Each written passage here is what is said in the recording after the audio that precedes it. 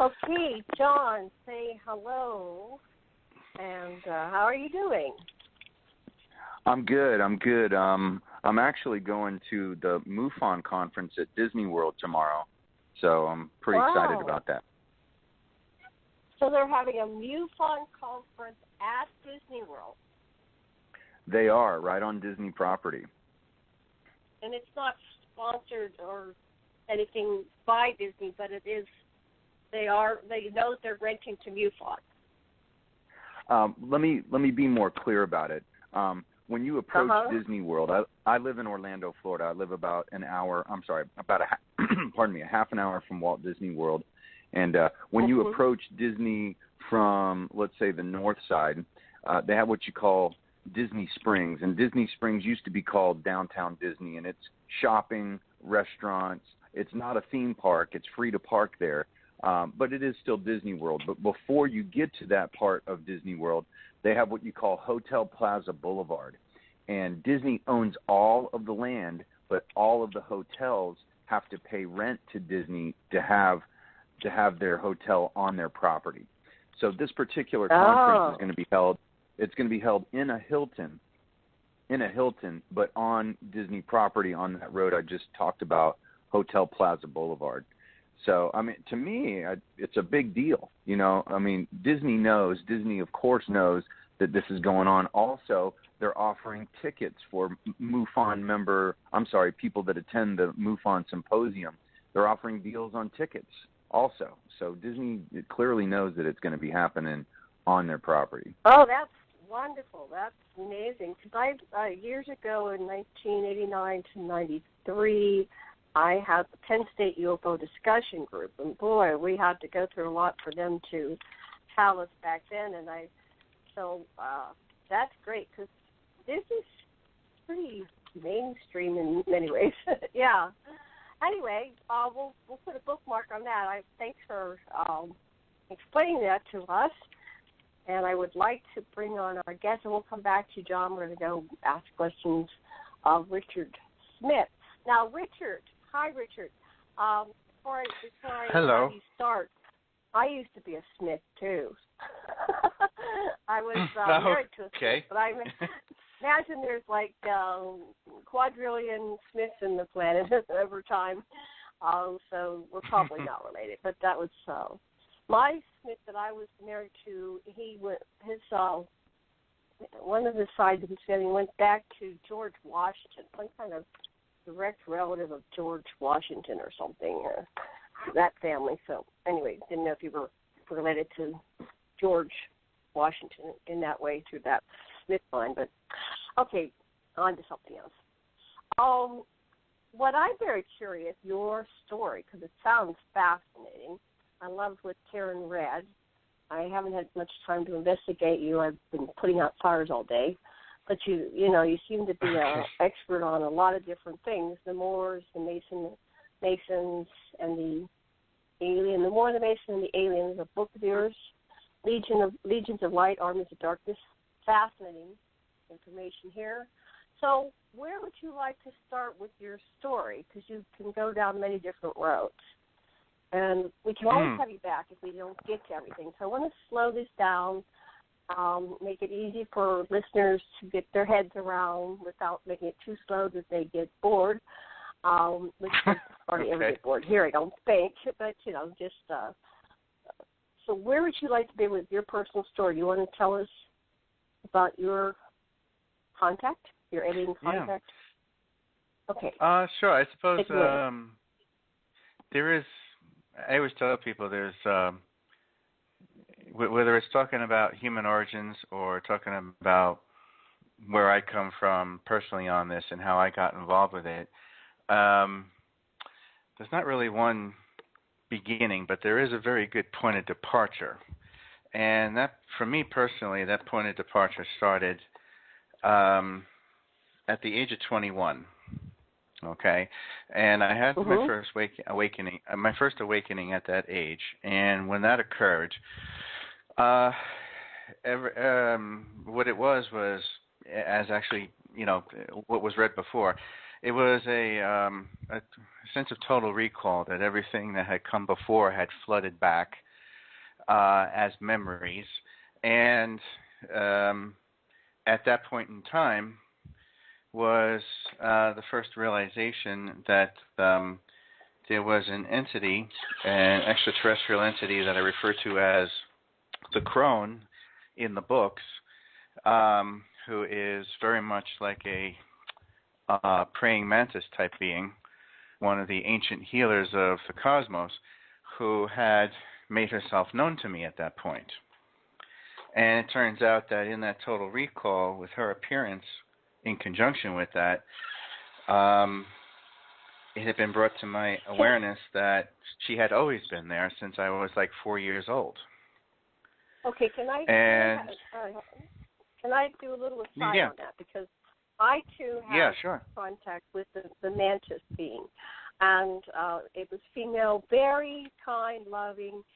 A healing was personal healing for me. I was at a skating rink and a boy molested me, and I was 10 years old.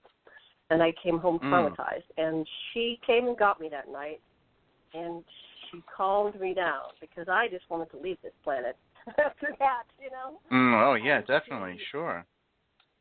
She just healed me. And it wasn't even like a rape. It was just inappropriate, touching type of thing. So, well, that was a rape of a form, but it wasn't any kind of, penetration, but it was still a molestation. So the mantis you're saying is, because other people say, the mantis, they're the leaders of the team that come up and abduct people, they're evil. So you have information that or they are the good guys, the white hats. Is that true? Well, the one that I've always been in contact with, is they're few and far between because they're, at this point, using terms like race and entity is kind of an understatement. They're so old and so primordial to a time frame that the average human mind couldn't comprehend, and there's a small number of them left out there. And I describe her in the book as being part and parcel to a group I refer to in the book as the Sisterhood. And they serve as, for just kind of like an abbreviated description there, they serve as kind of like the midwife between the human race and the galactic community, especially when it comes to the awakening of children, especially gifted ones. So that it's handled the right way, and therefore keeping them away from the other side of the equation, which is the alien abduction phenomena. And the Sisterhood has played a hand, the Crone, and it's kind of like a multi-genotype cross-section of different alien species, most of them female. You'll find a few male entities in there too, mostly a female presence because it deals with the viril power and the female principle and the feminine goddess energy, all of which goes as far back into the beginning of our primate ancestors and right on into the evolution of the prophets referred to as the Christ, which is where the Christ energy comes from for these different gifted children who were these turned out to be these prophets and civil rights leaders of their time. And so this is, how they've affected everything through history. These gifted children are incarnated now. There are gifted children here now that are doing these types of things. Are you talking like people like Martin Luther King and Bobby and Kennedy, or those type of people carrying the Christ of consciousness? I wouldn't doubt that they were a part of it there, but nowadays we refer to them by different names. Nowadays we call them, in China they call them the super psychic kids. Here in America we call them the indigos. Some of them are referred to as star seeds. Some of them are referred to as hybrid children. And so these are all fall under the helm of being watched over by the Sisterhood as a safety mechanism against the other clandestine elements, which would just love to get their hands on these kids and turn them into their own private assassins. So, this is what they watch for. That makes sense, because I've always had a sense that I was being protected or hidden from some other faction. I mean, this goes back to, pre-verbal even, but, definitely as a toddler from there on, it was like, okay, there's somebody protecting, so watch what you say, don't say too much, because there is somebody protecting, and when the time is right, then you'll be able to speak out, which it is now. Now is the time. So you're saying you start your awareness when you were, 21 or something, but were you on some subconscious level aware that you're one of these gifted children that even came in, decided to come in that way? Well, when that first awakening came, all the stuff that had been going on during my childhood started to make perfect sense then. And like one prime example would be there were times where the opposing team would try to constantly, even though they couldn't touch me directly, they could still use psychological warfare. And so on those occasions, they would use things like your stuffed animals, like your teddy bear or your Raggedy Ann doll, and turn them into this terrifying thing like you see in the movie Poltergeist when the clown attacks the kid. Okay? Same type of psychological terror. And constantly, time and time again, these things would chase me out of my bedroom. And for whatever reason, this is what I'm remembering as a kid. They couldn't leave the threshold of the bedroom doorway. They were stuck there. So I would run across the hallway to the kitchen doorway, which is opposite my bedroom doorway, and I would just look at them. And one of the stuffed animals, which was kind of like an oversized rabbit, would actually stand up on its hind legs, come to the bedroom door, and converse with the other stuffed animals as if they were alive, and they would be looking at me in this menacing manner, like, as if things like, son of a bitch, he sees us, and sort of like these threatening things, like, yeah, we dare you to come back here in the bedroom, we'll take care of you, okay? And you think you're safe over there in the kitchen, we'll come after you wherever the hell we feel like it. It was all this kind of terrifying stuff, which would scare the hell out of any child. But at the same time, there was that little voice in the back of my head, which doesn't make itself known until I'm 21. It said, "Don't worry about it. They can't touch you. They can scare the hell out of you, but they can't touch you." And at one point in time, I started seeing through the veil of deception, because the thing that really pissed them off was that I started seeing them as who they really were, which was the Greys. And so totally irritated the hell out of them, because one of them is like, how can this little bastard see us? And then the other one would say, it's because that whore from the Sisterhood is giving him the abilities. So it was this like very anti-female sentiment all the way through, which you see through the history of the human race, women always being degraded. And this is where a lot of that degradation is coming from, because when women represent the virile power that the Greys were always terrified of. That makes sense. Yeah, it makes a lot of sense. So when I was very young, I got lost at the amusement park with the clowns. There was a laughing lady with clowns. So that's one of the things they do, and this was in broad daylight in a public place. So do they do that? They go beyond your bedroom and that type of thing as well? Follow you in life? As time went on, they would tend to get more and more desperate and therefore more and more aggressive. I tell people in an inspirational manner, you know what? The more aggressive and horrific the experience is, all that really tells you is that the bad guys are losing and they're getting desperate. And that's all that means. So don't be afraid, okay? And but yeah, it's when I got older, by the time I had finished my first 2 years at college, I started going after my bachelor's degree for another 4 years at Old Westbury College, State University in New York. And this is where I found myself, really. And so that was at that point then that the crone comes to me and says, would you use your talents and skills, right around that same time frame of the age of my early 20s, would you use your talents and skills to educate the masses? And, of course, at that point, it starts out with the artwork and then gravitates over the years from there. And I said, yes, let's do it. And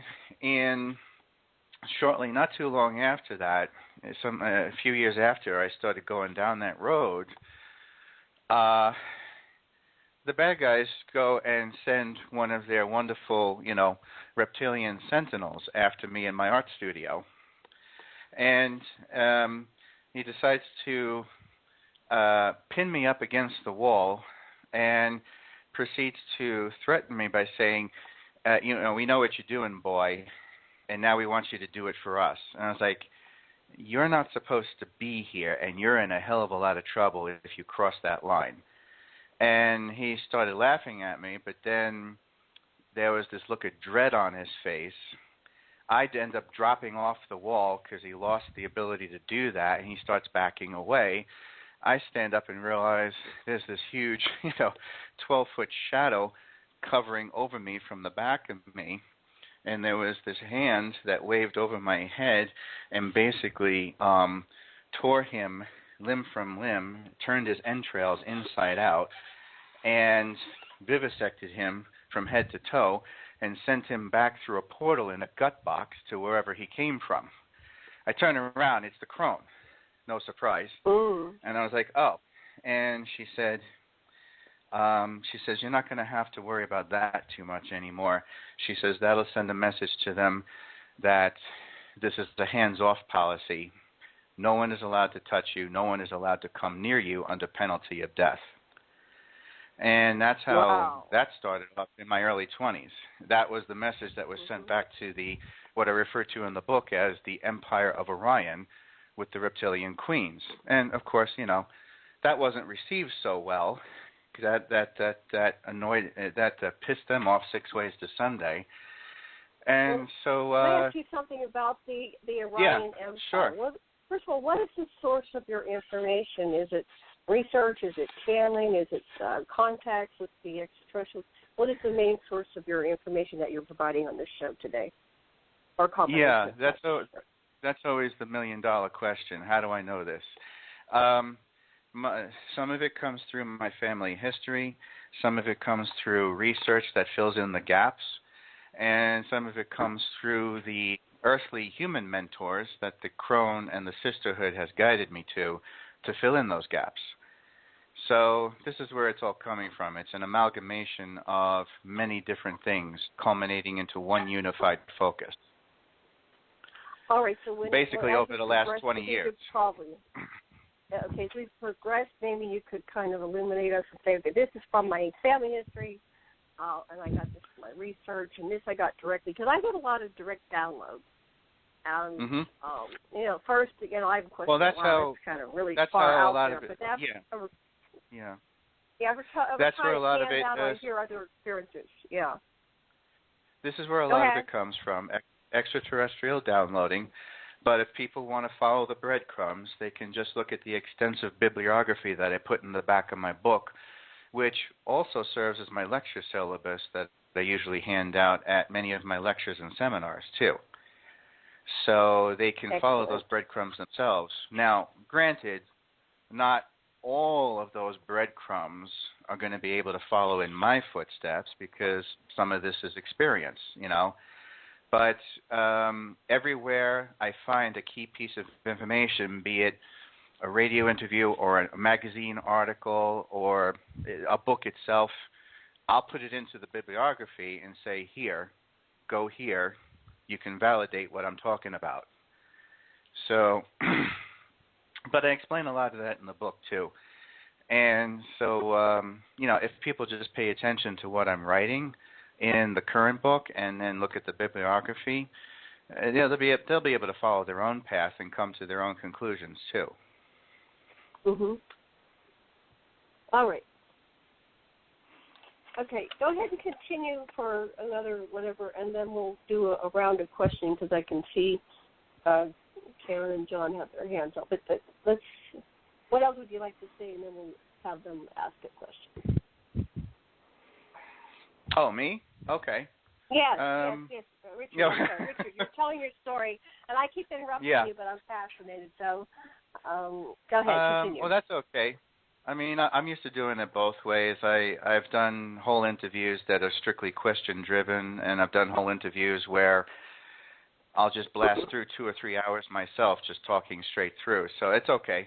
Well, from those experiences, starts off with, the downloaded information starts the artwork. And people can actually go to my website, ufoteacher.com, and go to the gallery section. They'll see the artwork there, okay, which they might find quite interesting with the social themes. And as time went on, it ends up gravitating into doing presentations and lectures. And then it turned into writing the first book back in 2005, and publishing it through Author House, which is Legions of Light, Armies of Darkness. And then life in general sort of got in the way, so to speak, and created some obstacles for the next 10 years after that. And my original game plan of writing a series of books kind of went belly up at that point. So the first book, which is written in poetic and prose format to describe my own personal experiences as a personal manifesto, kind of hung out there for 10 years all by itself, and kind of had to stand on its own 2 feet. Well, life itself finally got the hell out of the way, and when people read my book, they'll pick up on that. I'm mostly referring to divorce, okay? Because as time went on, the damn marriage just kept getting in the way more and more, and it was like putting out fires and bailing out water on a sinking ship. So, and I still feel to this day, it was the Crone that stepped in and said, enough of this shit. She's in the way. We need you to do this. She's not serving any purpose anymore. She needs to be gone, okay? And that was my first wife, all right? So I come home one day in 2013, October of 2013, and much to my surprise, I see a Dear John letter sitting on the kitchen counter telling me how the whole damn thing was my fault, and she had to leave. She couldn't take it anymore. What she couldn't take anymore, I don't know. And after coming out of my own emotional depression and coma over the marriage coming to an end, 3 months later, January, by the time January 2014 hits, all of a sudden, I'm digging through the back of my closet, and I come across some old pieces and remnants of a manuscript I had started 10 years before, in 2005, for what would have been book 2. And I looked at it and realized, holy cow, I've got no obstacle in the way. I can dive back into this. And there was just like this total cathartic rage that rose up inside of me over everything that was happening in my personal life at that point. I looked at the remnants and pieces of false starts on the old manuscript, and I was like, this is all shit. I threw it out, and at that point, I knew exactly how I wanted to start the new book. And the reason I tell the story that way is the name of the current book is The Moor, the Mason, and the Alien. And when you read chapter 1, that is the exact mindset I am in with chapter 1 when I sat down and started rampaging through it with that mindset.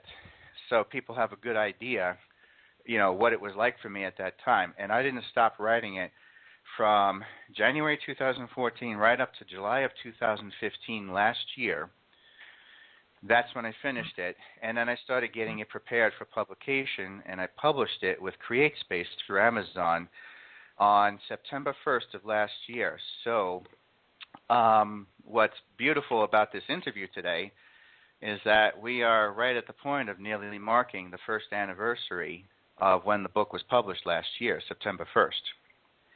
Wow. And so that's, it's amazing how fast the year went by after I published the book, because then once it got out there, it just erupted in every direction at once with this flurry of interest.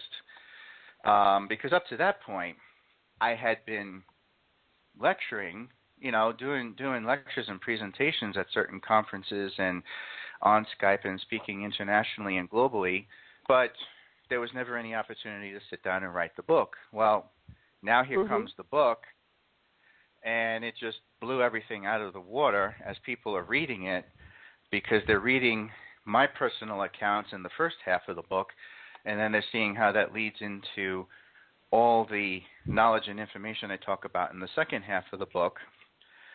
And, of course, it sets them up for a sequel, which is what I'm working on now. And so that's where all this is, where the second book finally came from. So when people ask me, and they have, why is there such a gap between the two books? Well, now you know why. That's what happened. That happened. I have book Yes. 1 done, and it's going to be a while before I can get the book 2, but it's okay. It's all perfect. And some brand design, but people are going, well, where's the next one? It's like, oh, no, I'm working on it. Well, I know. On the flip, I'm the first one to say everything happens for a reason, and I would have to admit at this point in my life, if I got to continue on the way I wanted to all those years ago, the new book that's out right now would not have the flavor that it has. It would not be nearly as interesting as it is now, that I published it now. And that has made all the difference in the world. So I can understand why I was forced to wait all these years to finally get the new book out. And that's what's perfect in the divine plan. I want to give our co-host a chance. I've been monopolizing your time. I definitely, even right now, just want to extend the invitation to one of my other 2 shows or both, but we'll talk about that off stage. But who wants to go first, Karen or John? You have a question for Richard. Okay, Karen's raising her hand. I'm going to make John wait. We passed the invisible talking stick to Karen. Yes, we do.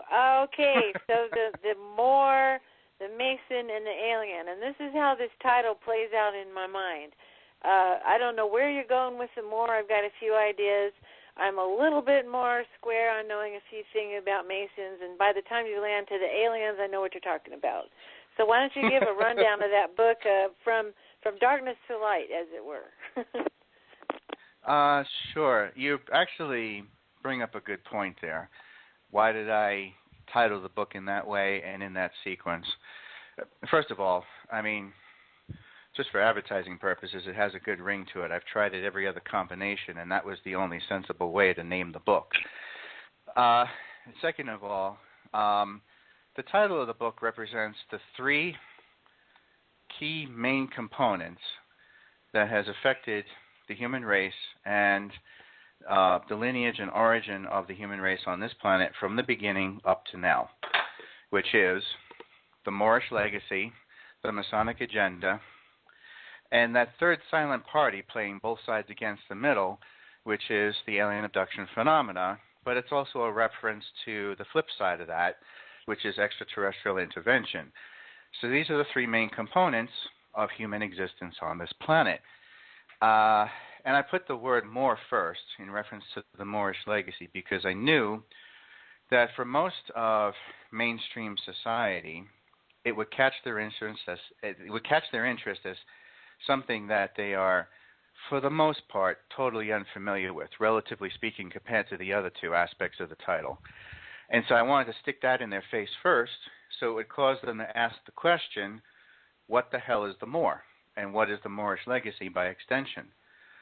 And these 3 things, as I stated before, the Moorish Legacy represents in many ways the benevolent factions of the galactic community that have a vested interest in not only the spiritual development of the human being, but also the ecological balance of the human factor, the psychological well-being of the human condition in relation to Mother Earth. Okay? Do we fit in, or do we need to be exterminated? Okay? That's that side of the equation. The other side of it, the polar opposite, is the ones who have purely an interest in profit, the Masonic agenda, which represents what I refer to in the book as the corporate titans of Orion and the empire of Orion. They strictly have an interest in strip mining the living hell and hydrofracking the hell out of everything from Mercury out to Pluto, and then leaving the entire solar system dead and barren. And the thing that has kept them at bay is, of course, the legacy of the human race via the Moorish Legacy. The Masonic agenda, which takes their marching orders from what I refer to in the book as the Chetu regime, which is essentially the Greys, okay, and the Illuminati, the high-ranking ones. Their sole interest is in the profiteering motives of this pyramid scheme we call capitalism with a big C, or corporatism as it's more properly known today. And that has strictly an interest in the tradable commodities hiding beneath the real estate that the consumer slave lives on. So, of course, stating it that way, what I'm really saying is they see us as nothing more than cheap fodder or chattel or cattle to do the slave labor for them, and we are easily replaceable because we have this overpopulation issue on this planet for the sole purpose of producing the perfect obedient slave generation after generation. And these are the two things that are in sharp conflict with each other. There's a basic esoteric understanding to this, and it's known as flesh and bone versus wood and stone. Flesh and bone represents the spiritual side of the development, the benevolent factions, and the instruments they have in us. Wood and stone represents the pure avarice and greed of profit margins, okay, assets versus liability, and how many slaves are needed to produce that profit margin and dig up those tradable commodities there. So these are the two polar opposite things. Now, I also mentioned before, in relation to the last part of the title, alien, which is actually a reference to two very, once again, polar opposite things. One side of it is the alien abduction phenomena, which strictly belongs to the Masonic agenda and the corporate titans. And the other side of it is extraterrestrial intervention, which belongs to the Moorish Legacy and the benevolent factions, and what I refer to as the bloodline of the Christ and the Temple of Solomon in the book. And I explain how this all evolved and how they all connect to each other. And so that's where the title is coming from. Oh, that's really helpful. And this is something I've kind of found in my own research, is that pretty much the conflicts that we have on this planet come from leftover or vestigial conflicts that happen from the Orion Empire. I mean, we get, as far as I understand it, we get our monetary system as a thought control mechanism. We get our religion as a thought form control mechanism, and as well as our political, all intertwined with each other in kind of a triad. Yes. Yeah, and it's old. I mean, the reason why people so easily succumb to propaganda and also, negative religious teachings is because this is millions-year-old technology of thought. I mean, it's really, really old, and we fall for it, unless there's some intervention. And in my own learning, I learned through research, but I also am intuitively guided, as well as I do downloads in the form of automatic writing.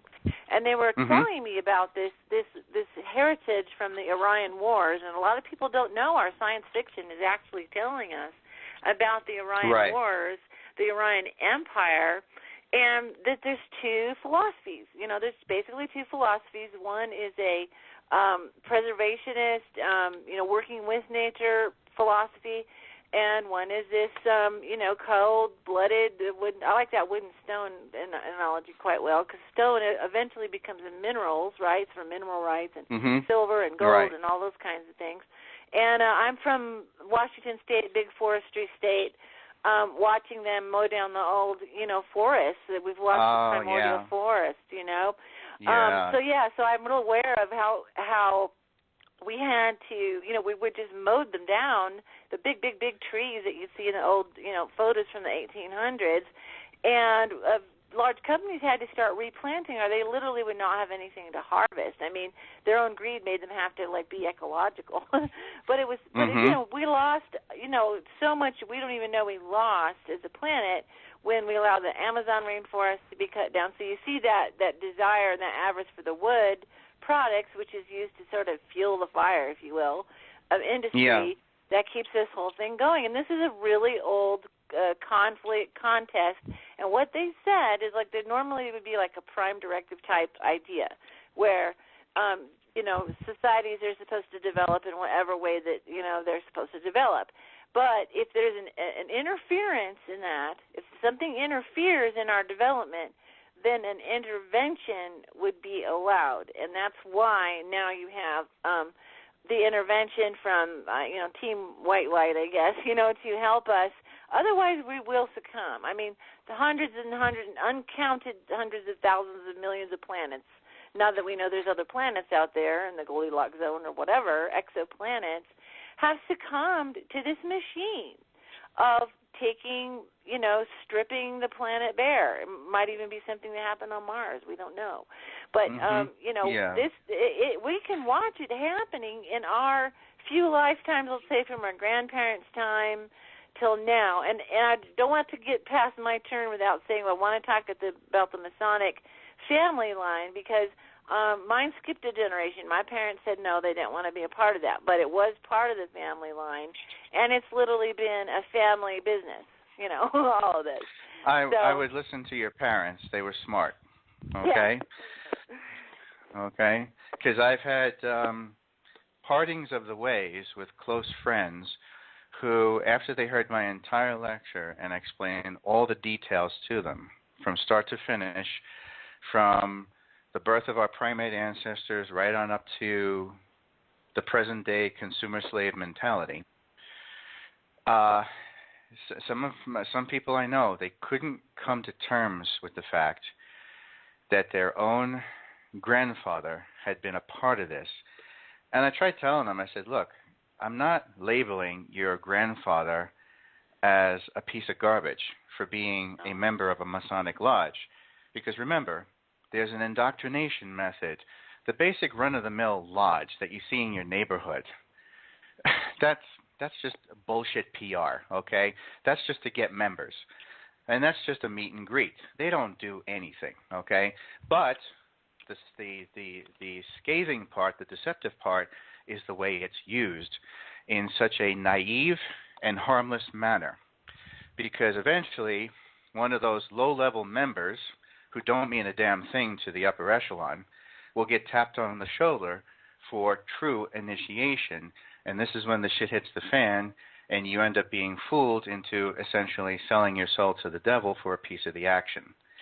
So this is when you start evolving up to the higher levels. Now, and it's worked the other way too in my lectures. I actually had somebody walk up to me and shake my hands and said, "Thank God I heard your lecture." He says, "I was going to join a Masonic lodge." He said, "To hell with that. I'm not going near them now." I said, "Well, good. I'm glad you came."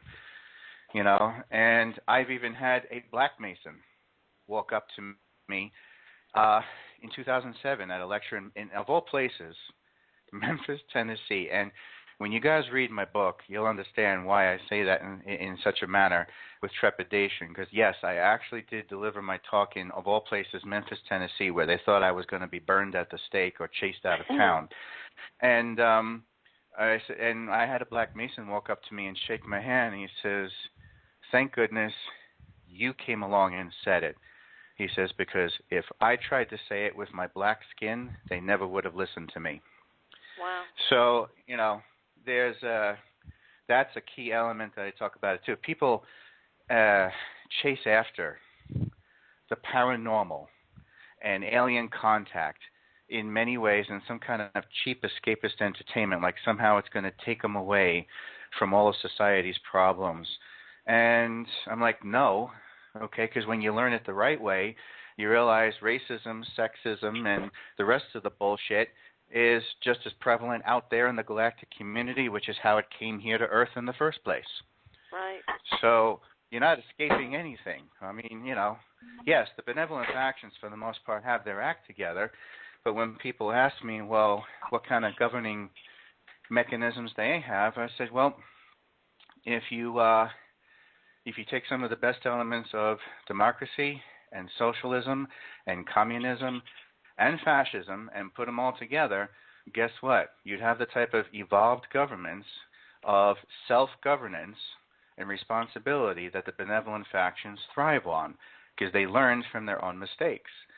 Yeah. But, you try telling people that today, and it's just like, oh, we don't want to hear the S word. Well, why not? Socialism is 2 inches away from the bullshit democracy you have right now. What the hell are you bitching about? So, we're very polarized.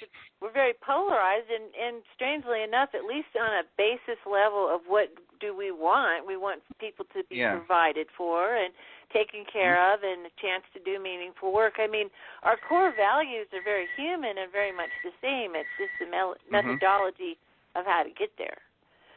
Right.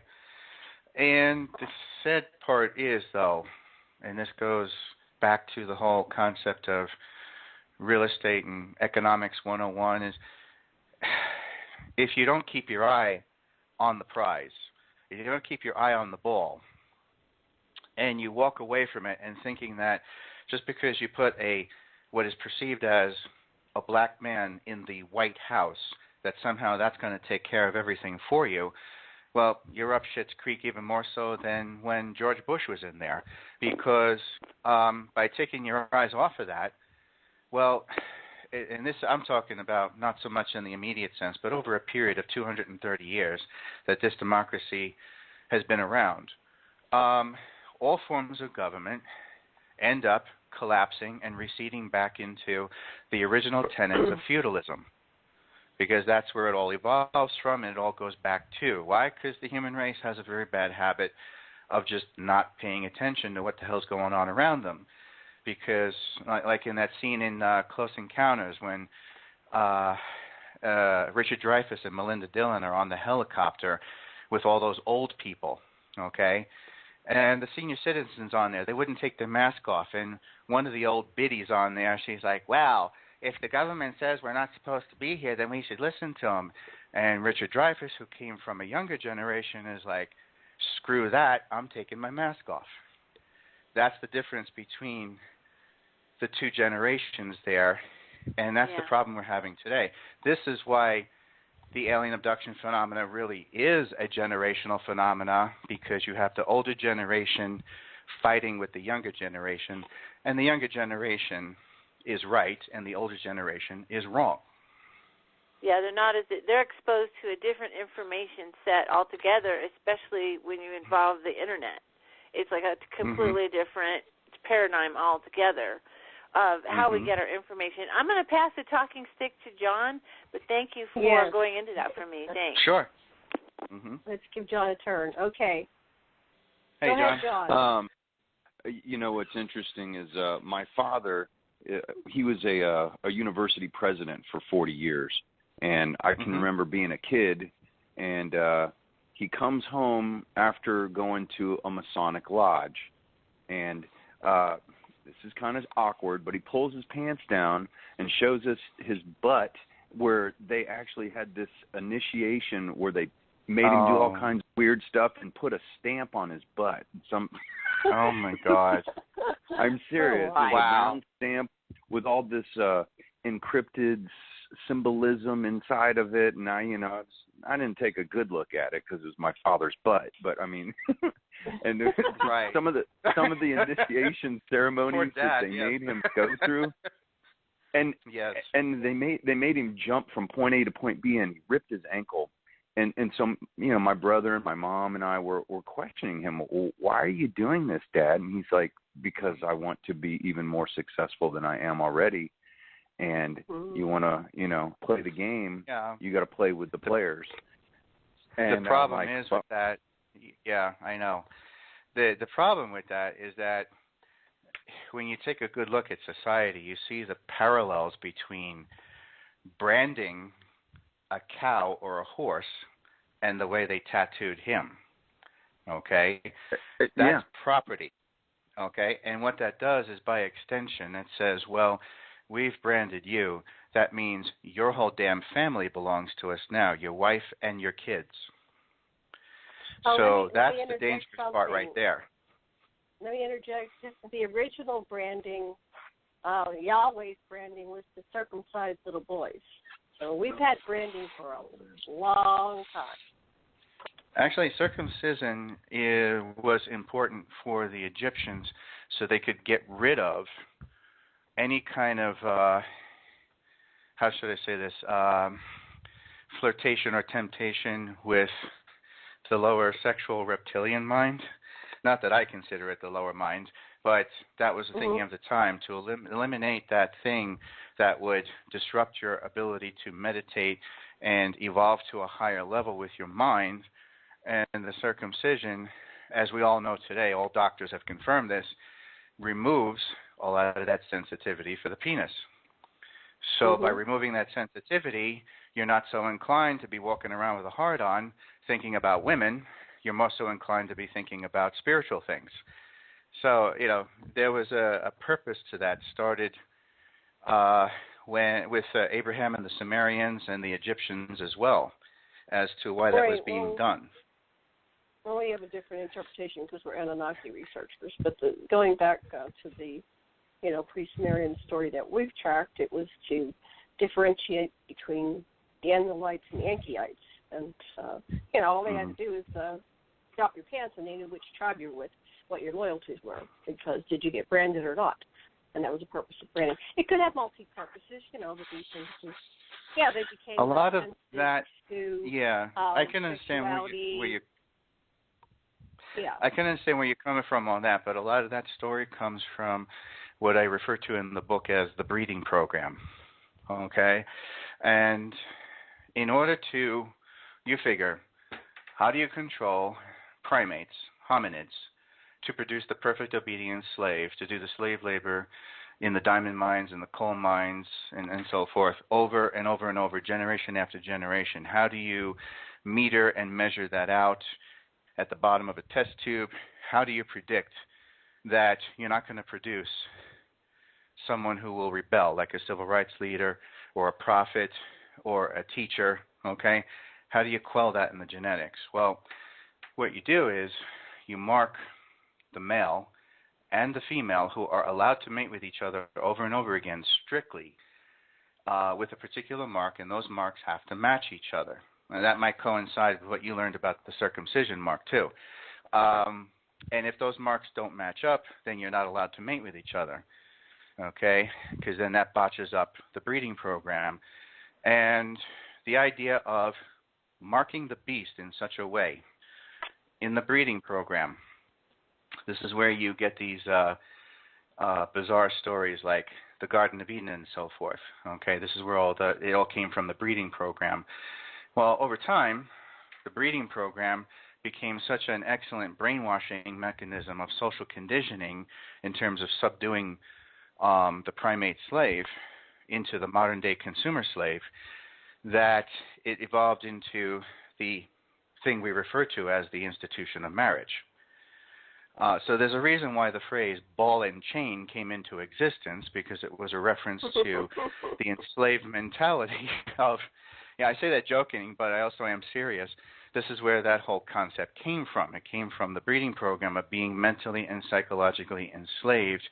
And this is also why to this day there's a thin red line between the frustrations that exist and the relationship that exists psychologically between sex, violence, and money, because it all came from the breeding program and the type of psychological and emotional stress that was put on our primate ancestors to only do it one certain way. And if you stepped out of line, well, then you were shot by dawn in front of a Mexican firing squad, okay? So there was always that fear of extermination and murder and homicide associated with sex. And so, well, all they had to do is implement religions, and that took care of it. And it implanted shame and guilt and, punishment, and et cetera, et cetera. Yeah. However, just look at the nature of human beings. It didn't work. We have so many people that are, biologically, when you do the analysis of the birth rate in our modern hospitals, 1 out of 3 births is not the father of record on.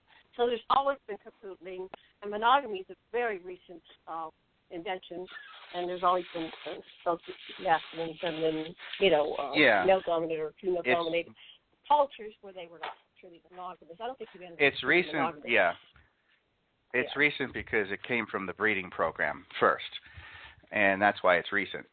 And as far as what you just described before about children being born from a different father, these are the things that totally, this came from what was taught to the primate slave by their creator to actually break the programming and basically have sex with whoever they wanted, and that was the first sexual revolution. In terms of history repeating itself, that initial sexual revolution that rebelled against the breeding program ends up evolving so many, eons later in the 1960s with the second sexual revolution, in which case the feral hippie took on the role of the primate slave, rebelling against the breeding program, which of course by that time was referred to as the establishment. So you see how history plays itself out here over and over again once you know how to look at the grand scheme of things. And there's always been a subculture that rebels. It's always been. Even when, they started creating human beings, some of them just left and went out into the wild and they did their own thing. There's always somebody that rebels somewhere. So it's actually built into the human condition to conform and rebel, And so usually the ones that are, at least in some level, non-conformists will end up, being the leaders. Because there were 2 different Star Trek episodes where they took out that rebelling part of Kirk in one, through the transport accident, and Picard is another one. And at the end of the episode, it was like, you can't be the leader without that part. So it is kind of a testing who will conform and who will rebel. And, anyway, that's we can go on for hours on that one. This is what time we're going here. But anyway, we'll go into that even more. I want to get back to John, because he hasn't said much. Any other questions that you want to ask Richard, John? Because Karen and I have been dominating this show. Got to give you a chance. Sorry about that. We're just like, The first time I was ever on a show with Janet, I was actually being interviewed before I ever became a co-host. And the show went really well. I'm a lifelong experiencer, so we talked about me being abducted aliens and being on spacecraft and being in connection with the Anunnaki and a whole host of other experiences that have happened to me my whole life. So we talked about that for 2 hours, and it was a great show. And then that evening, I'm in my bedroom, and I look up on the wall. Where the wall meets the ceiling, I see a praying mantis, and I'd never seen one before in my life. It was fairly big. Its body was kind of like in a squat down posture, almost like the body of a grasshopper, but clearly the face of a praying mantis. And I'd never seen one before. And ever since then, and this has been about, 2 years now, I've been in constant communication with this praying mantis, which I found just to be completely and totally incredible. And it's obviously connected to Janet somehow. Definitely connected to Janet somehow. Maybe it's the same one that she knows. I don't know. But that did happen to me after the first show that we did together, changing my life, actually. Because after that, the amount of UFO sightings and ETs, like in my bedroom, had increased to a clip unlike ever before. So I owe that to Janet for thank getting you. I me hope you're enjoying it. Oh yeah. Well, and often, if not even often, but almost always, praying mantis is associated with running teams of greys that are doing experiments on we primitive humans. But that's not the case. There are malevolent and benevolent races of extraterrestrials that permeate the universe. There's some good reptilians, bad reptilians, good mantis, bad mantis, and I think that that's just part of the yin-yang of the universe. But going back to something that Richard was talking about earlier, how the Crone pushed you into the divorce situation, and at the time, of course, it was painful, and then you realized that it was very necessary. Well, I recently went through the same thing. I had a girlfriend for 5.5 years. We're totally in love with each other. I made a lot of mistakes. I placed my happiness in her hands. I gave her my happiness. She never took it from me. I gave it to her. And I know that makes sense to everybody on the panel. And so she has an abusive ex-husband, blah, blah, blah. And there's a lot of money involved, like $4,000 a month between child support and alimony. And he's been torturing her over this for 5.5 years. And finally, she broke up with me because of him. So that was very hard to deal with. It took me a few days, and only a few days, but a few days to realize that perhaps a Crone, some divine force stepped in to make me go another path because I was not capable of breaking it off myself. I'd become so weak in that relationship that I had to sever the tie. I couldn't do it myself, but I believe that my omnipotent soul stepped in and pushed her out of my life, that it was actually me getting into her mind and pushing her away from me because I was not capable of doing it myself, and or there was some kind of divine energy or force. But since this has happened, it's been a little over a month now. I'm about to start my own radio network. I'm a medium. I'm going to start working with rip hunters, rest in peace hunters. They're ghost hunters. So I talked to this guy who's local. I talked to this local guy who he's on TV all the time. His name is Mike Demsel, and I'm on the phone with him, and he's feeling me out. I can feel shivers going up and down my back because he's a medium himself. I can feel him digging into my soul to see if I was legitimate or not. And he told me, he straight up said that, a lot of people I have the same kind of phone conversation with before I meet them in person. He said, most of them I never meet them in person because they're all full of crap. He said, but I can tell that you're not. So I'm inviting you to come on some of our investigations and shadow our psychic mediums. And I'm like, oh, yeah, that'd be great. So all these huge developments are happening in my life. I just landed a new entertainment contract. I live out here by Disney World. I just landed a huge entertainment contract at one of the theme parks. So all of a sudden, all of a sudden my life is totally turning around. And it goes back to what you were saying, how, the divorce was hard at the time, but it was necessary, and in the end, you might have just stayed in that relationship for a lot longer and really at your own demise.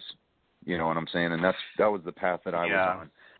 But let me roll all this into a question that has nothing to do with what I just said. So what is the covenant? What is the Covenant of Gaia, and how do extraterrestrial visitors play into this? Okay. The Covenant of Gaia being a reference to Mother Earth, okay, it is that the human race is the true inheritor by blood and by blood ascendancy because of our primate ancestors to the throne of power. Well, what's the throne of power? That's Mother Earth. Whenever you read or hear about esoteric literature that uses the word kingdom, okay, that's a direct reference to an entire solar system. Solar systems are kingdoms, and it's all based on, once again, as I mentioned before, feudal law, okay, inheritance, birthright, all that stuff. And as with every kingdom, there's going to be a throne of power that controls the rest of the kingdom, and by real estate law and blood rights. For us, in this solar kingdom, it's Mother Earth, Gaia.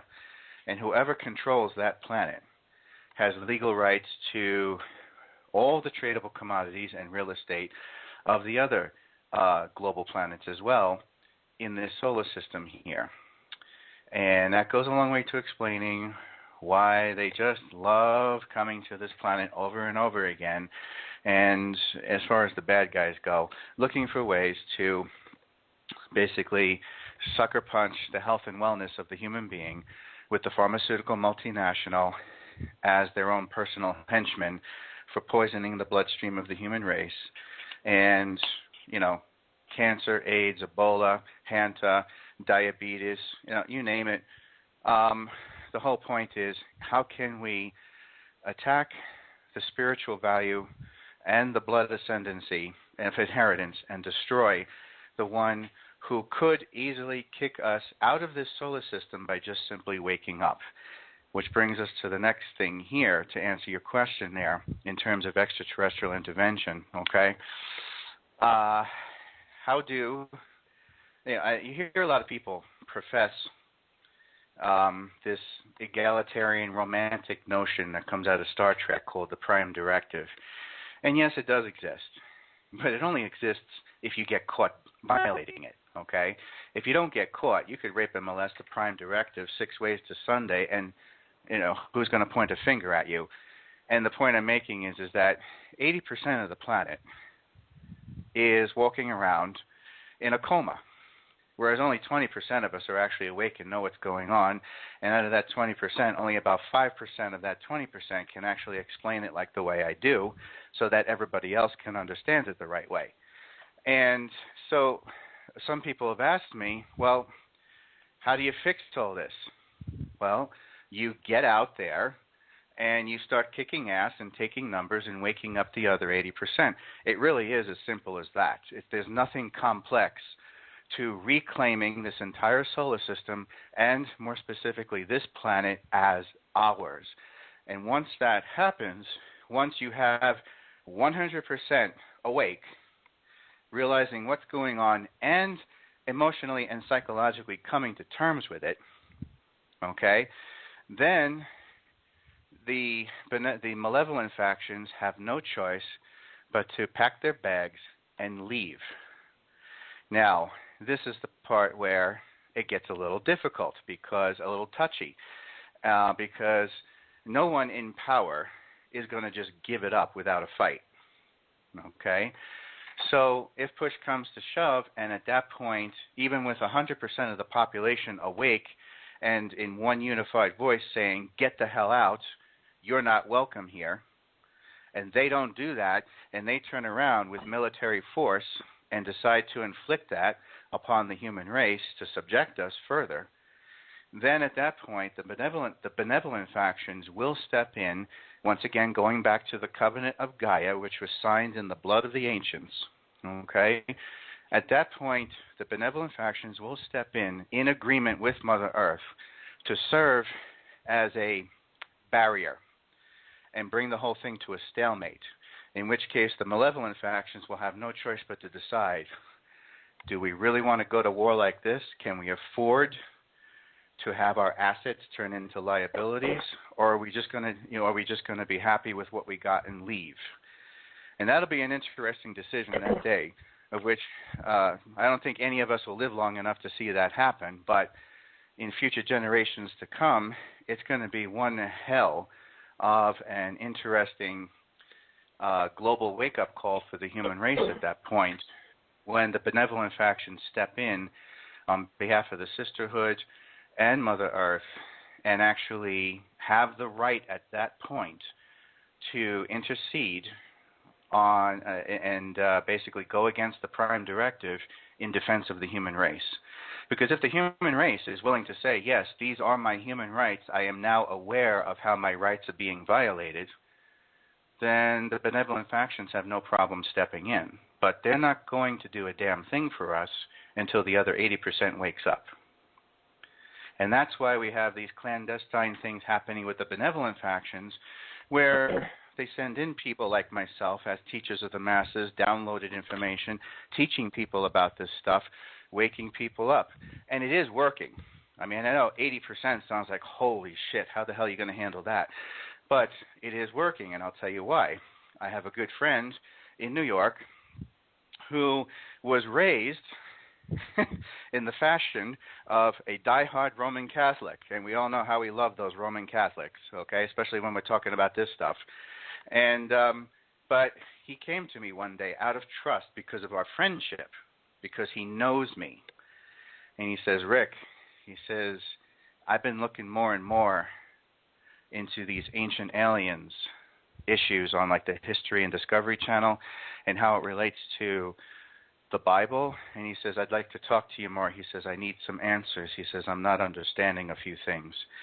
And so last April, I had gone for a week to New York to visit my family, and I had made some time to sit down with him and start answering his questions. And he was asking some questions that your average Roman Catholic wouldn't even have the intelligence to think of asking, okay?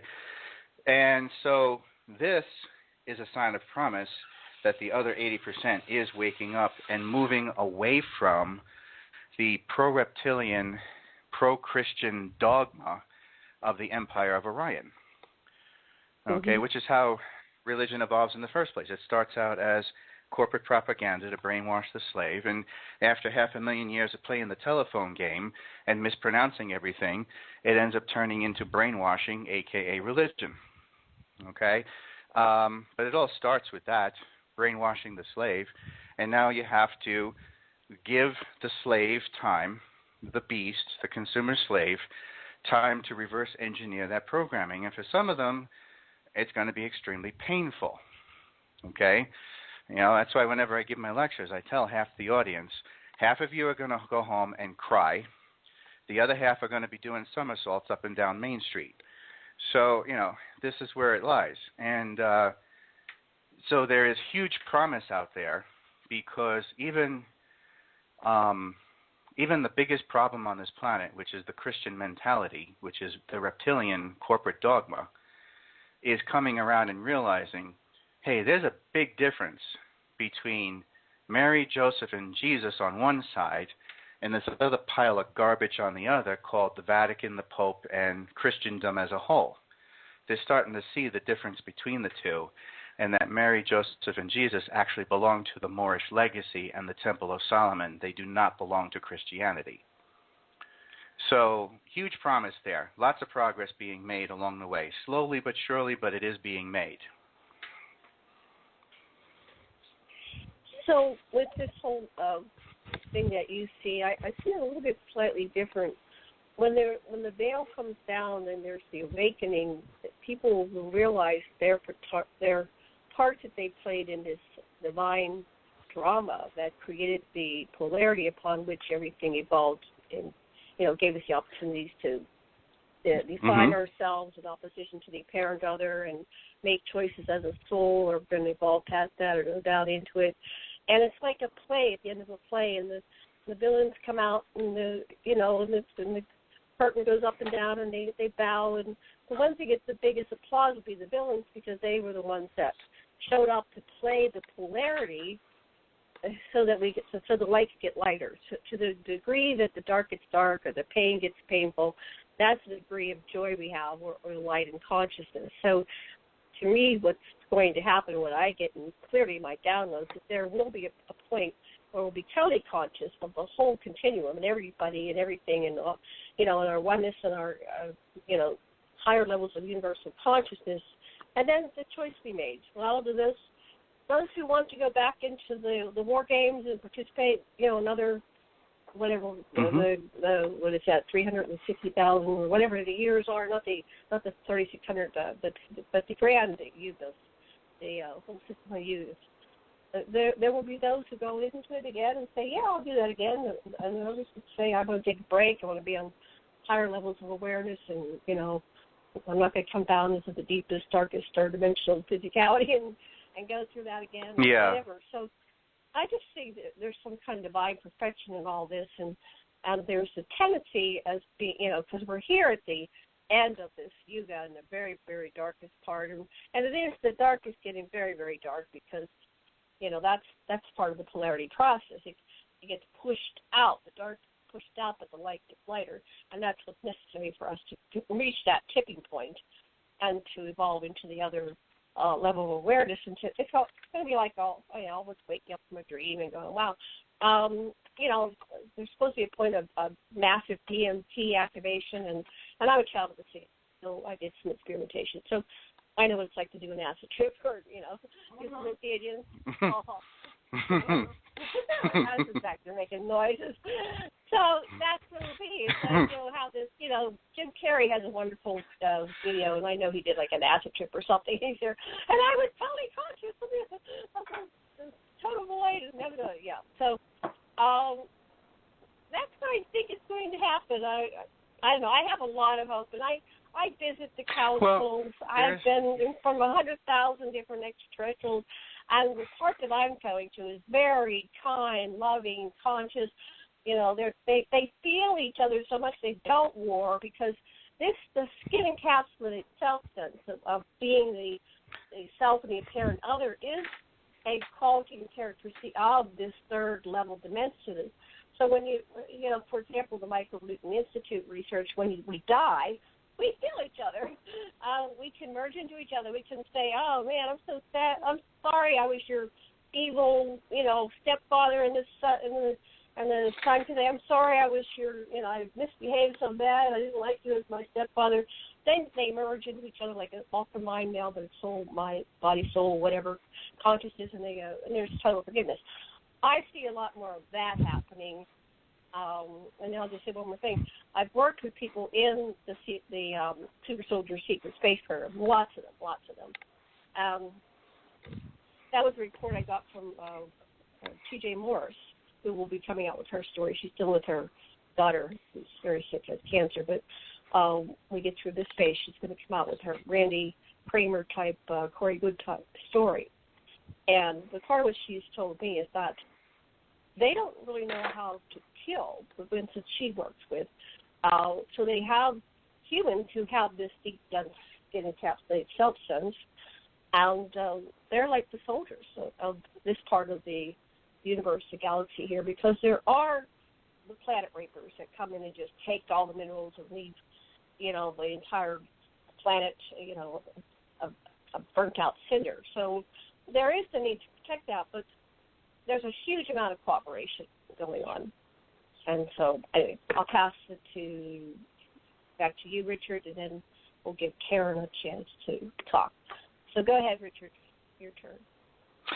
Yeah, sure. It's going to be a case of where the Billionaire Boys Club, or the Good Old Boys Network, which has been working against everybody on this planet under the false pretense.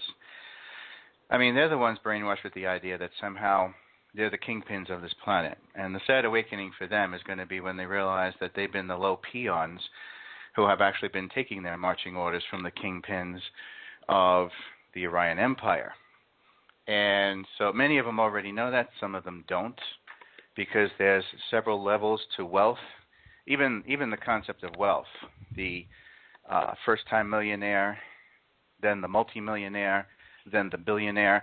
By the time you reach billionaire status, you get a little knock on the door, and you are forcibly indoctrinated, whether you like it or not, into the Good Old Boys Network or the Billionaire Boys Club. Because with that much money, you have way too much economic wealth and power on the planet. You could easily use all your resources to either on purpose or accidentally sway the other 80% to agree with the 20%. And that's something that the Chateau regime can't afford to have happen, because they can't afford to lose control of the profit scheme that they've got going on in the solar system right now. But the signs of desperation, as I mentioned before, always come with the signs of heinous, aggressive behavior, even more so now. I mean, it's just like how you think about it.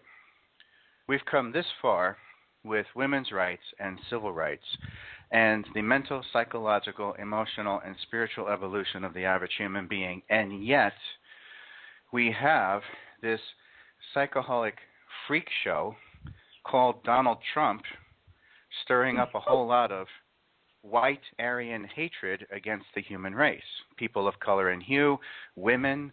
Jesus Christ, the stuff that's coming out of that side of the camp is the stuff of, Repto-Syrian fascism, which is what I refer to the two-party system as. And the fact that that could still exist is a sign of the times of pure desperation, because of that constant trickle down. There's a lot to be said about the damaging effects of Reaganomics and the trickle down theory, because it also goes for the trickle down psychology of self-entitlement and privilege. And now this sense of desperation and utter outright heinous behavior that is coming out of the American population, specifically here in the United States, is definitely a sign that on the back end of it, behind the scenes, where nobody ever looks, progress is being made, because the only reason that form of heinous desperation and vitriolic behavior would exist on the front end is because they know damn well their time is up. Things are falling apart in a good way, because you first have to destroy before you can create. And the Chateau regime, or the shadow government, a.k.a. the Greys, who report back to the reptilian queens, they're in the hot seat now, because they're supposed to be producing, a monthly and annual report showing progress, that everybody's got their ducks in the row. And that's just simply not what's happening now as things fall apart. And the first step is, I recently looked at the statistics that were reported of people moving away from the traditional social conditioning or mentality of religion. And these millennials, the 20-somethings who are becoming the millennials, all right, they are, and the teenagers as well, who will move into that millennial generation, as we call it now, they're the ones that are spearheading that, because they're sick and tired of it. Now, once you move away from that social conditioning of corporate propaganda from like 500,000 years ago, then you can see things for what they really are in terms of the value of taking care of your own planet. Okay, and then comes the understanding, well, hey, wait a minute. Why did this strange-looking white Anglo-Saxon heterosexual pale-skinned male get placed at the top of the pyramid scheme above all of us? Why is he always the favored one above all else? And I talk about that in the book too. And once people come to that conclusion and realize what's going on there, then there's going to have to be a big decision made, because basically the pale skin is going to have to work its way back into the family of man, which is happening already.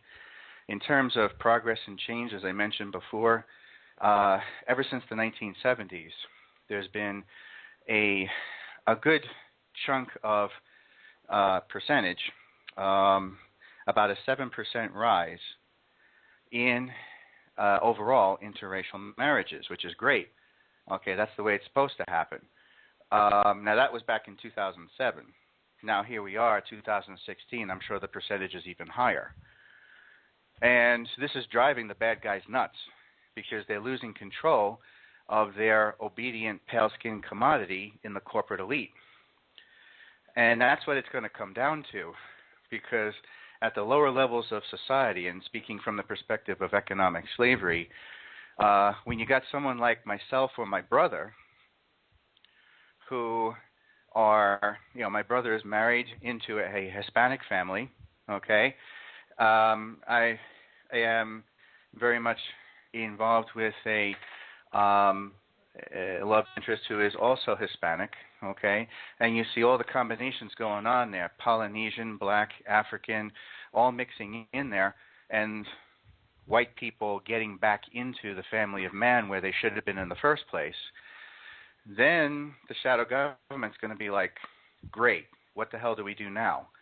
We have no one who's going to be obedient to us, no one who's going to listen to us.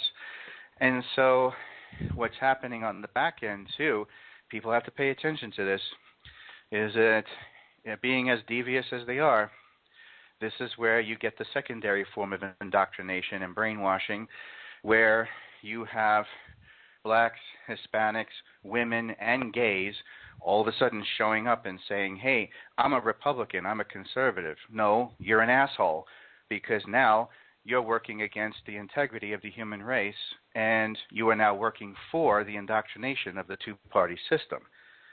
Okay? Being equal to the members-only club, being equal to the good old boys network does not mean you're equal. It just means you're one of them. And therefore, you are part of the problem. You are not part of the solution. And this is the thing people have to wake up to. Do you want to side with the human race? I think what's happening in our current system is the worship of money, be it they conscious or unconscious. So if they're aligning with this trumpet type of vision, you know, what it's like they're saying, well, Trump's going to get me out of this economic mess, and I'm going to be rich, right, under trumpet. So yep.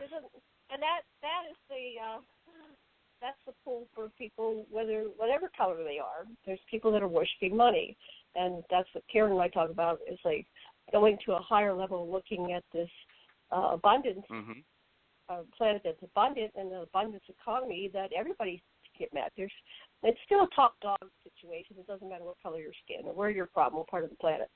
The money trumps it all. That's might be a pump, I guess. Yes, but money the evolution trumps it all. Yeah. And but the evolution, religion. Right. But the evolution of the pale-skin mentality, which comes from the grays, is because we are learning to essentially blacken ourselves up a little bit and get back into the spiritual side of the human race. Okay, and that's what people of color do. I don't like to get into racism when talking about racism. So I think anybody. I'm not talking about racism. I'm talking about what caused the racist problem in the first place. See, there's a difference. When you label it as racism, then people don't listen. And I tell people, hey, you might like to label it as racism, but that doesn't negate the fact that it's the truth. Just because you label it something as something you don't like doesn't change the fact that it isn't the truth. And this is the part that people go into a psychological shutdown with. Okay? Because we all want to see, we're all equal. I think no matter what meat skin you inhabit, be it human or extraterrestrial or whatever color it is, that we're all capable of ascension and consciousness. I've had conversations with reptilians that are kind and loving, conscious, and evolved. So I just like to move it out, any kind of judgment against some person, whatever you want to call it, who happens to be a certain kind of meat skin, that, you know, there's these characteristics and qualities apply to them.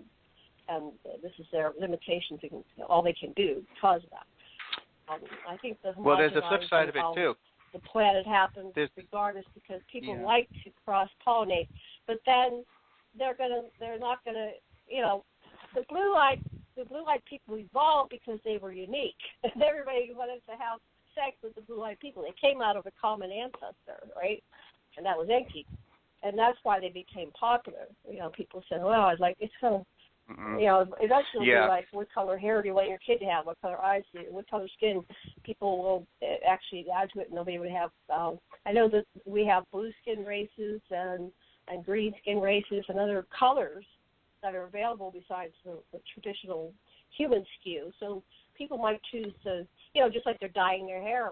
You know, I know people that have rainbow hair as a choice for being, you know, presenting yourself as an individual in the world. People might start designing their bodies in different ways that we can't even imagine here in the 21st century.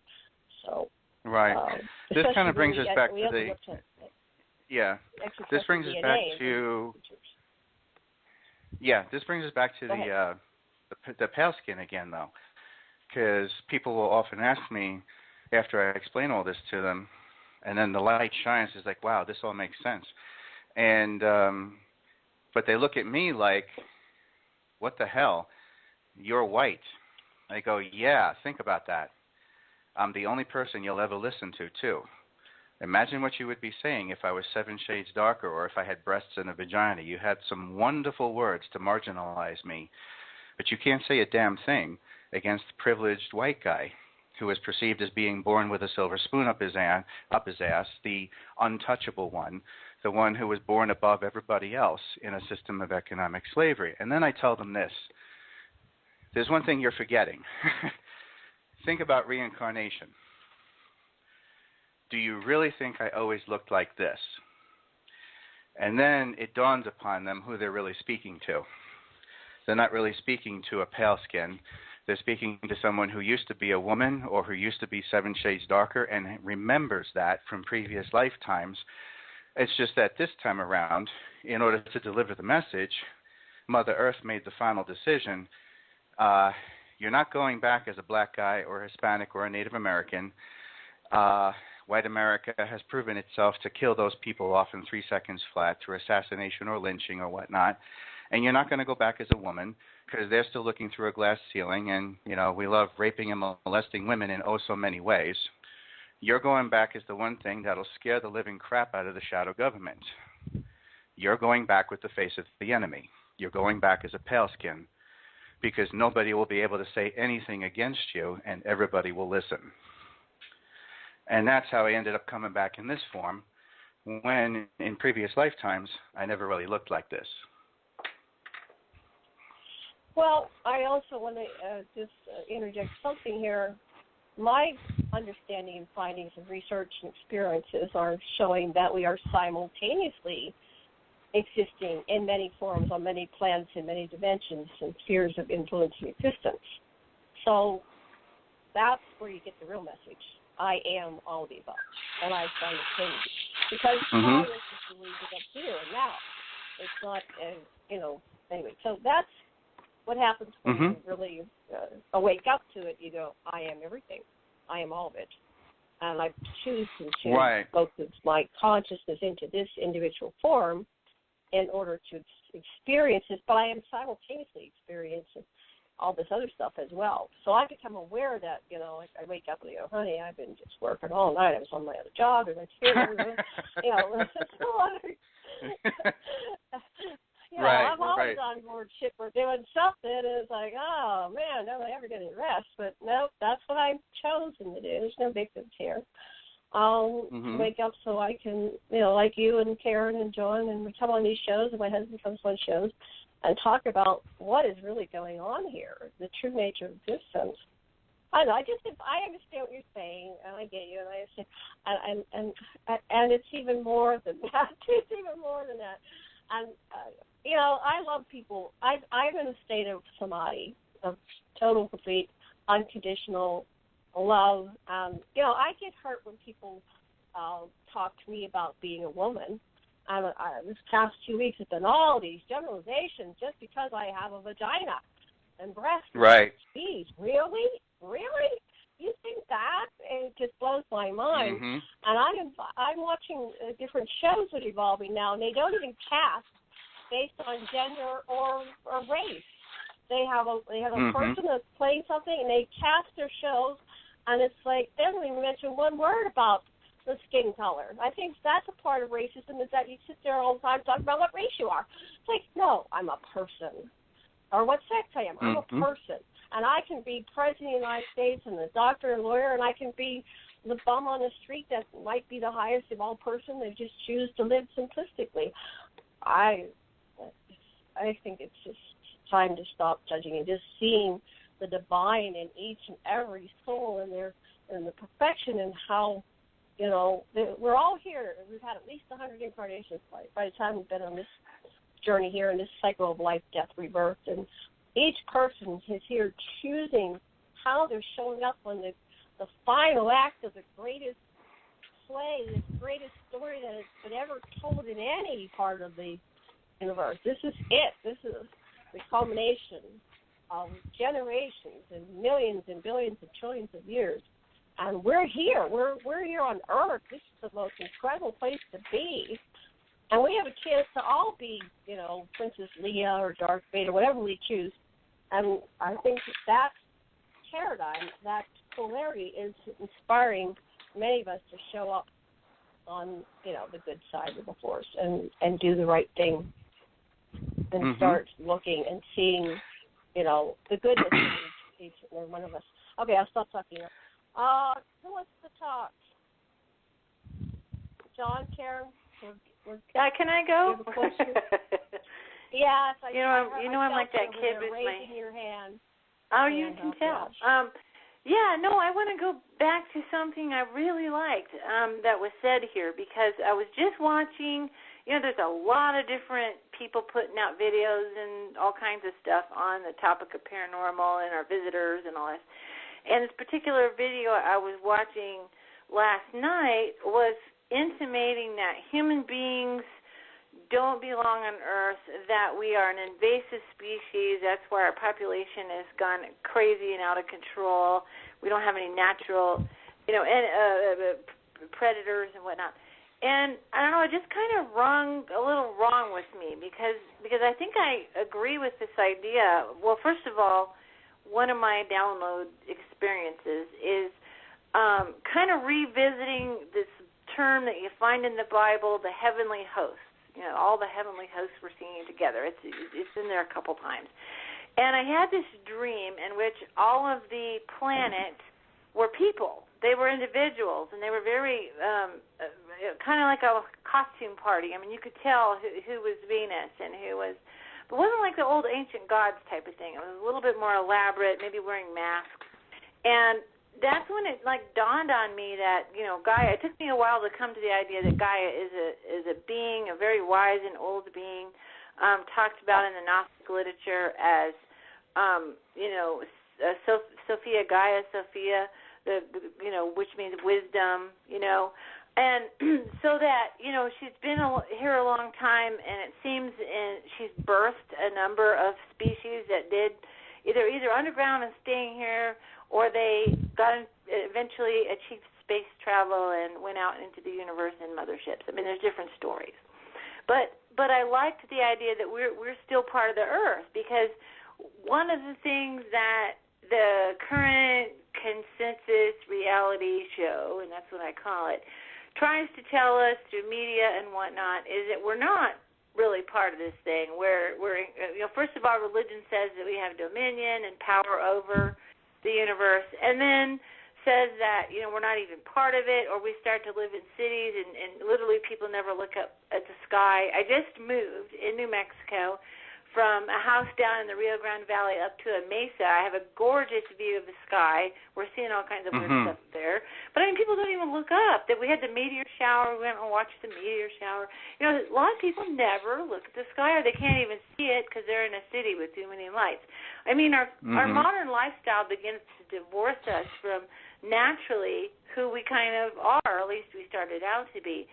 And that's what I think. I think we had we did have an invasive species come in and decide to pick us by binary choice. So they picked the white race, they picked the males, they picked certain families to be the leaders, certain families to be the overlords, and certain families to be the rulers, or the titular rulers, or we've literally probably had the same bloodline since Atlantis, at the very least, going back to the Anunnaki. Literally, whoever wins the presidential election is likely to be who's the most royal.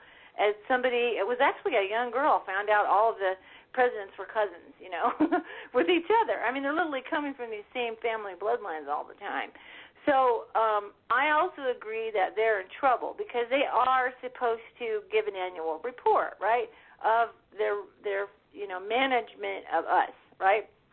And being natural beings, we have a bio-kind, bio-mind, and just like any creature of the earth, together, we evolve, and more rapidly than they used to think. They used to think it'd take millions and billions of years. Well, we have epigenetics, and we have resonance, where species, all the species together can learn things together and co-create and learn.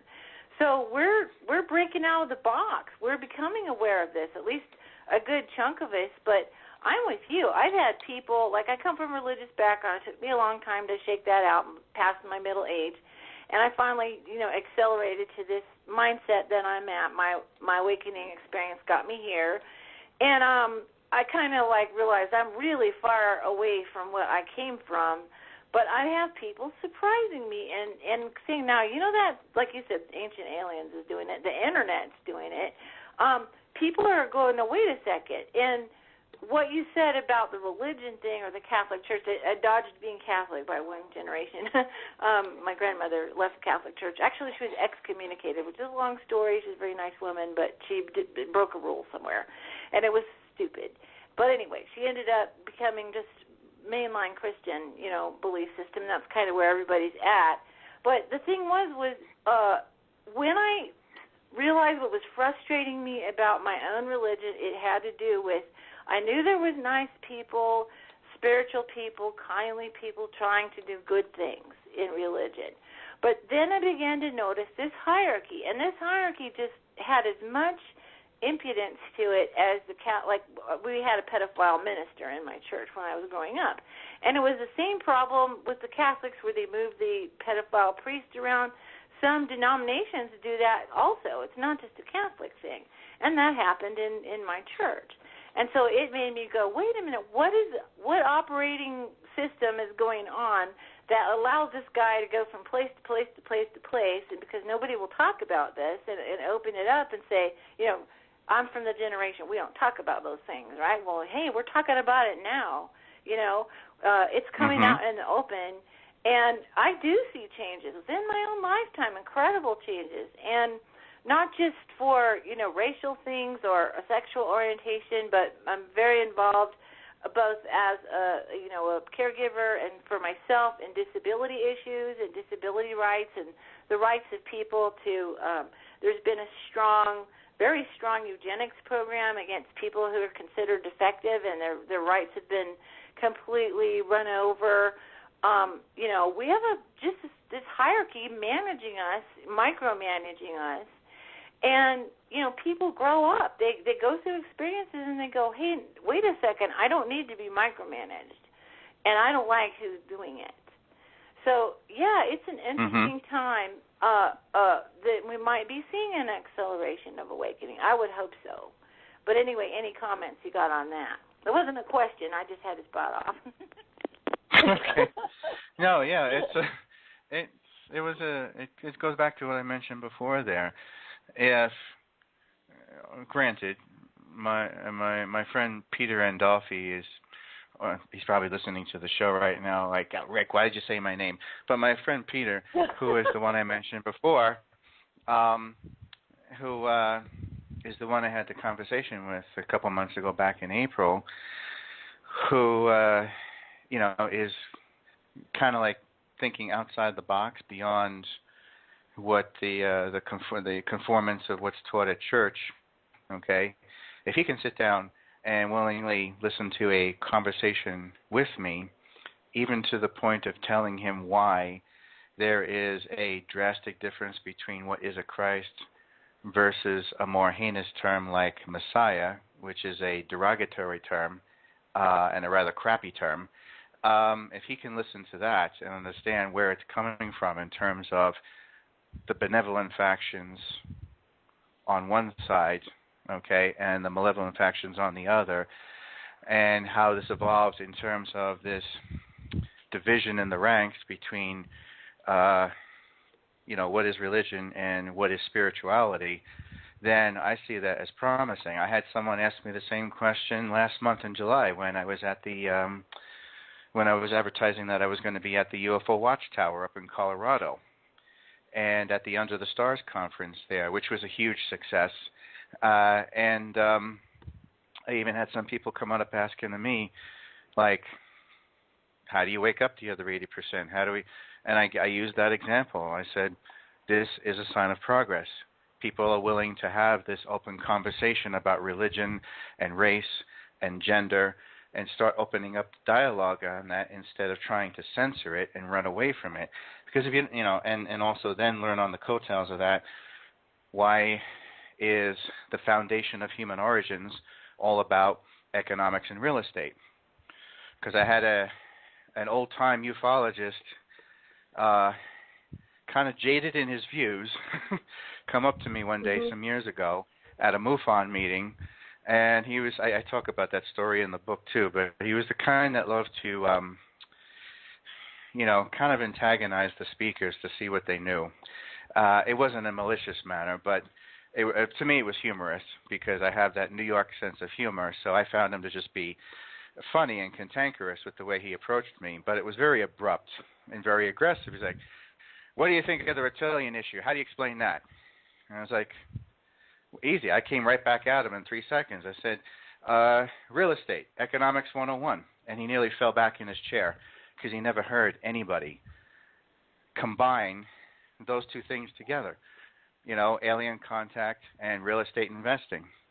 And then he sat back with a smile on his face and shut up the entire time, didn't interrupt, and listened to everything I said. And at the end of it, 3 hours later, he walks up to me and shakes my hand. He says, "I'm glad you came. You finally made some sense out of this." And I was like, "Thank you." And at that point, we were the best of friends for the rest of that night when we continued talking. So that's also a sign that the older generation is waking up to this too. Okay, not just the religious types. And realizing that you have to start taking more responsibility for your own actions and stop squandering your time on all this damn comic book mythology about God and religion, which is about all it amounts to anyway. I mean, the medieval ages proved that beyond a shadow of a doubt. When the Black Plague came, or the bubonic plague, everybody was praying to angels. Well, no angels showed up. Everybody died. That was a wake-up call. And that taught us a lesson right there. That had we listened that was probably the to purpose of the Black Plague was to kill off a part of the population. That's why nobody came. Right, that was the yeah. intention. Right, but it also sobered up the human race to realize, hey, we got to stop buying into this comic book myth all the time. And instead of taking the bull by the horns and being responsible for their own created disease environment, which could have easily been avoided. I mean, how many times do you think you can get away with throwing your feces out the window before the bubonic plague comes to town? And how many cats do you think you can kill off before the rats, become the dominant factor with all the disease being carried on them from ships between Asia and Europe? These are facts. These are things people can control. And had they listened to Nostradamus, the proponent of the foundation of homeopathy, who tried to teach them what to do to clean themselves and get rid of disease, had they listened to him at the time, none of this would have been a problem. But everybody wanted to be a jackass and buy into some comic book mythology they call religion. And so that was a sobering wake-up call. That was the first step forward right there. Well, can't depend on the angels, got to do it myself. And now we're in the next phase now where it's like, we have two kind of things going on here, two mindsets. Half of us think God's going to come down and do it all for us. The other half think the aliens are going to come down and do it all for us. And I keep telling people, if that was the case, what the hell is the point to your existence? If someone's going to come down here and do it for you, you might as well just commit suicide right now, because there's no point to your existence if you expect someone else to do it for you. Okay? Yeah. Someone told me, or it was Dr. Borden, actually, we've talked to him about him before on the show, and I think he was quoting someone else, and he said, everything is earned in this creation. And the takeaway I got from that is that it's a DIY thing. Nobody can learn to ride a bicycle for you. No one can get your college education for you. I mean, there's things you have to do for yourself because you're going to need the knowledge from the experience. And I agree with you. It'd be nice if they came. They probably absolutely would come and help, or give us some ideas. But we made the mess. We got to clean it up. I raised 3 kids. That's how they learned, right? Is that you've got to clean up your mess. And in the process, you learned, wow, I really never want to do that thing again because it was too hard to reverse. I was thinking about religion. I'm Catholic. I was Catholic, or my family was, and then I was Irish. And my family came over during the potato famines, which killed 5 million Irish people.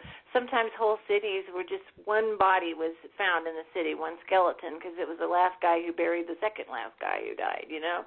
And it was horrible. And the Catholics were trusting, the Irish Catholics were trusting the Catholic Church with all of its money and resources to help them. And it never happened. They let them starve because they had some prejudices against bloodline issues of the Tuatha De Danann. It's a big story, but they considered the Catholics, even though the Catholics had the monasteries and the scriptorium and gave a tenth of their earnings and everything, there was too many of them, and they need to be culled back from time to time because there are racial things that have some deep genetic memory that can see through this baloney. I mean, indigenous beings, species can see through the false construct. This is why they went after the Native Americans. My other half of my family, killing 11 million is because they can't pull the wool over the eyes of certain people with genetic memory that goes, hey, that have a covenant with Gaia, have a relationship with the planet as their mother. And my first, we're talking about first contact. My first contact was a Native American grandmother spirit who was an ancestor. And then after that, it was some alien species that were ancestors. I seem to pick up on ancestors, so I figured out our ancestral line goes past being humanity and to the stars, the star nations that we came from. And that was what I thought, was that we do belong here. It's just that we've turned the keys of the car over to somebody else to drive, and we're not happy with what we've got now, and we just simply have to take that back. And I'm glad you're kind of in that mindset, because I know, for instance, Laura Magdalene Eisenhower was offered to go to Mars colony. That's her story. And she says, no, I'm sticking it out with Gaia. I'm sticking it out with the Earth. I mean, I'm with her on that, is that we have a relationship. This is our mother. She's watched us grow from whatever combinations made us to 7 billion strong, and some people that's the overpopulation, but I think the Georgia Guidestones literally wants to make us so far reduced in population that we're a zoo species as far as I'm concerned. We would just be a novelty, not an actual viable race of beings that can make their own decisions. And, that's what's next. We can either be, bitching about how things are, or we can see it for what it is and take responsibility in whatever way you can. We get overwhelmed with the media saying, oh, you're just one person, you can't do anything.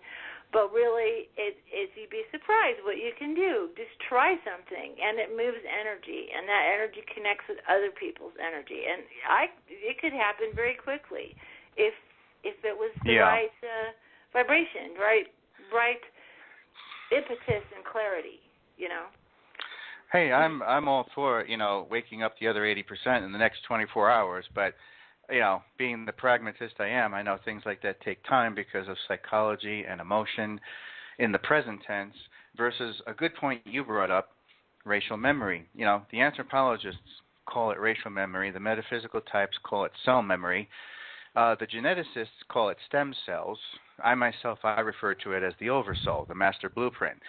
And all in all, it's speaking of the same thing, though. This passed down through the ages from our primate ancestors, the veil of ignorance, the shroud of mystery, a.k.a. the apocalypse, is lifting, and people are remembering. So I find it interesting you mentioned being in touch with ancestors, which more than likely were a part of your family bloodline anyway, in some way, shape, or form, down through the ages. Racial memory, cell memory, somewhere in there, some divergence from your primate ancestor has you connected to those Native American ancestors as well. And now you're waking up to this, so they're reaching out to you and saying, hey, this is the deal. You're ready to hear this. We want you to know this, because we're not exactly there in physical form, but you are. So that's why I tell people, look, you have concrete proof that your parents, your grandparents, your great-grandparents, they all existed. Your aunts and uncles, anyone in your family who died. You have concrete proof that they existed. You have photographs. You have medical records. So the point is, just because they're not there in physical form you can still talk to them. They still have plenty to say. It's not like they, took off suddenly to some fantasy island called heaven, okay? They still exist in energy form there, and they're still there to help you. And that's a hell of a lot better than going to Sunday Mass and worshiping some, I don't know, sadistic overlord that we refer to as an all-loving God who was never there in the first place. Talk to your relatives. Talk to your ancestors. They existed. And they left their genetic blueprint and their energy blueprint and their frequency on this planet. And this is what manifests over and over again via reincarnation in the shared gene pool, not only on this planet, but also throughout the entire cosmos. Okay? And this is why the universe is expanding so damn fast and has completely defied all expectations in terms of astrophysics and Newtonian physics, because everybody thought, oh, well, at a certain point, the universe should be slowing down on that flat plane of existence that everything is spreading out on, and it's not. The more we keep looking and learning about the cosmos, the faster it keeps pushing out, because that collective mindset of racial memory and cell memory is feeding into the overall unified consciousness of the cosmos itself, and the cosmos is reacting in a way, in a matter of speaking, of they're getting too damn smart for themselves. I got to make more room and spread out further, So it's that kind of reaction. So am I looking at the clock right? That we got mere minutes. I want to make sure. We only have 3 minutes and 34 seconds. Yeah, I want to make sure people know where to get. Know his website and where to get his books and all that. Oh, okay. Sure, yeah, I totally forgot about that.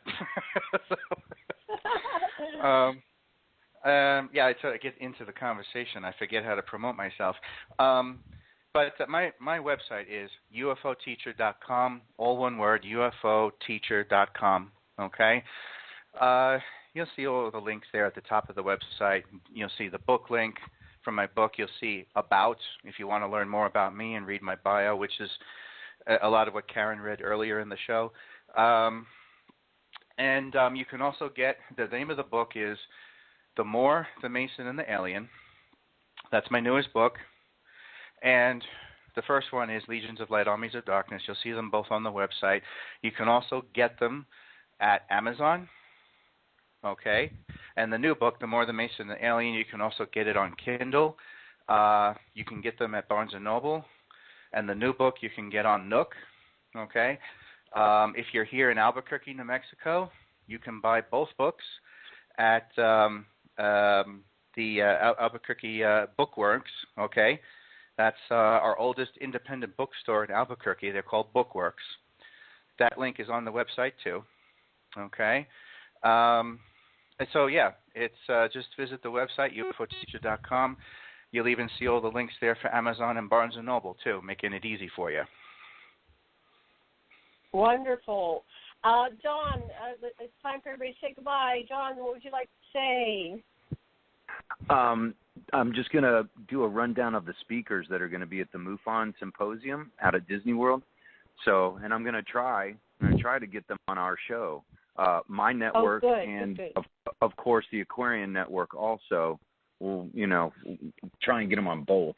So Robert Hastings, Alejandro Rojas, Ben Moss, Tony Angiola, Bill Schroeder, Cheryl Costa, David Marler, Erling Strand, John Greenwald, Kathleen Martin. Denise Stoner is doing a workshop with experiencers. Paula Harris, Peter Robbins is the MC, Rich Hoffman, Richard Thiem, and Robert Powell. Wow, that sounds great. Incredible. Everybody go to that website and get there. All right, Karen, 60 seconds. You want to say goodbye?